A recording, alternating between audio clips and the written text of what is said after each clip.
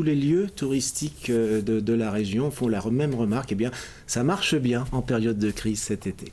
À présent, eh bien, nous allons remonter en altitude, puisque Hauterive, c'est au pied de la montagne, dans le Vercors. Nous allons dans les Alpes pour voir les petites vaches de la race d'Érins qui élisent leur reine en se battant entre elles.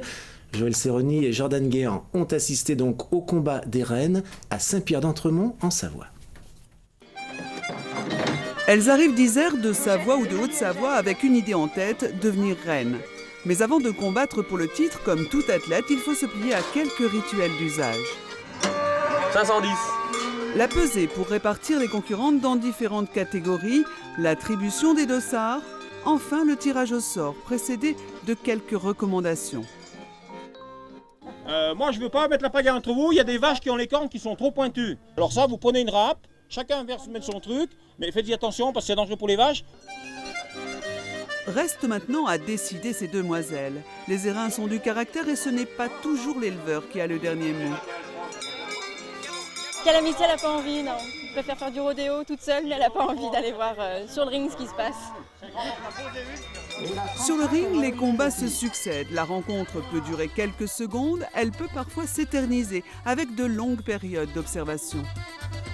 Ça, c'est joli. La 44 est prise par le collier, mais elle va essayer de se remettre son front. Est-ce que ça se coach une Érin? C'est naturel, c'est inné, ça on n'apprend rien du tout.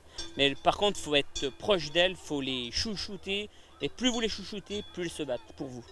Et ça, je vous le garantis que c'est la vérité.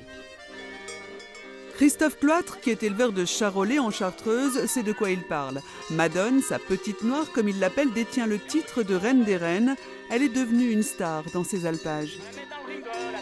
C'est la mascotte du pays. Hein. Nous, dans le pays, vous venez partout, vous demandez Madone, ils la connaissent tous. Hein.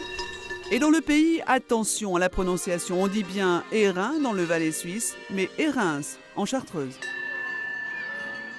Et donc là,